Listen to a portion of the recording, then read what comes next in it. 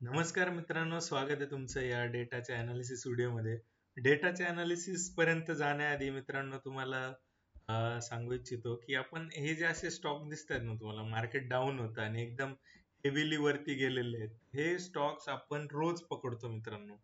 Almost रोज एक अशा पद्धतीने स्टॉक पकडतो की तो रॉकेट होतो, तो फक्त चालत नाही तर तो उडतो. ठीक आहे. तर आपण हा रॅडिंग्टन नावाचा स्टॉक पकडला होता साधारण 268 रुपयाला. त्याचं डबल कन्फर्मेशन झालं 278-67 लेवलला आणि तिथून मित्रांनो तो 292 रुपयापर्यंत सरळ सरळ वरती गेला. ठीक आहे. तसाच IGIL चा स्टॉक्स होता. IGIL चा स्टॉक्स आपण पकडला होता 355च्या आसपास. ओके. आणि तिथून तो एकदम 367 पर्यंत नॉनस्टॉप त्या ठिकाणी आपल्याला बघायला मिळालेला आहे. मित्रांनो, अशा पद्धतीची ही जर्नी आहे. आणि कसं होतं, का होतं, शिकायचं असेल तर तुम्हाला डिटेल्स दिलेले आहेत, तुम्ही कनेक्ट करू शकता. ठीक आहे. तुम्ही जॉईन करू शकता. पुढच्या महिन्याच्या 1 तारखेपासून ते सुरू होईल. जर इंटरेस्टेड असाल तर नक्की तुमचा इंटरेस्ट नोंदवा. ठीक आहे. तर जाऊया डेटाच्या अनालिसिस व्हिडिओवरती. तुम्ही बघू शकत असाल इथं डेटा जो आहे तो 7 तारखेसाठीचा आपण डेटा ट्रॅक करतोय. आणि काल काय झालं, म्हणजे सॉरी, 6 तारखेसाठीचा जो डेटा होता, 6 तारखेचं मार्केट कसं राहिलं ते तुम्ही बघू शकत असाल की डेटा जो होता तो कम्प्लीट निगेटिव्ह होता. एवढा सगळा एक्सपायरीचा डेटा कट झाल्यानंतर सुद्धा 6 लाखाच्या पोझिशन्स कॅरी होत्या क्लायंटच्या पॉझिटिव्ह साईडला आणि प्रो आणि FIs हे निगेटिव्ह होते.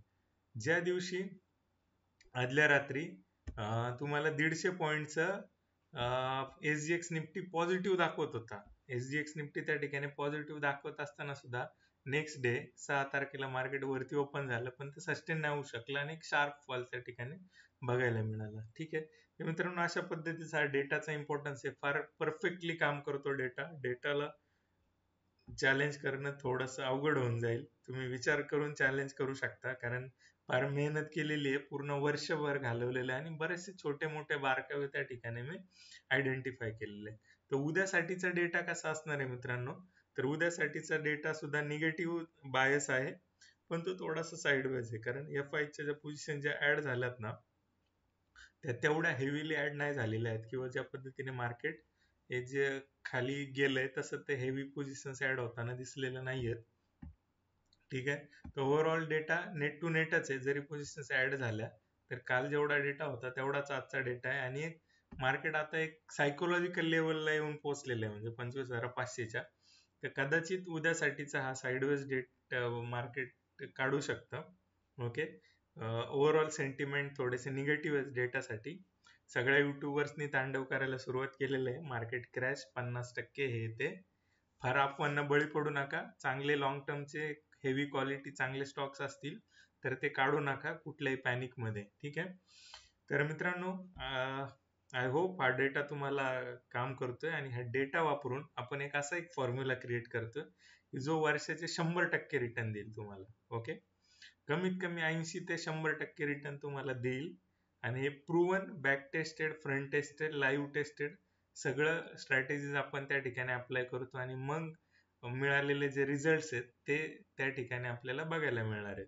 तर मित्रांनो, थांबूया आजच्या डेटाच्या अनालिसिस व्हिडिओमध्ये.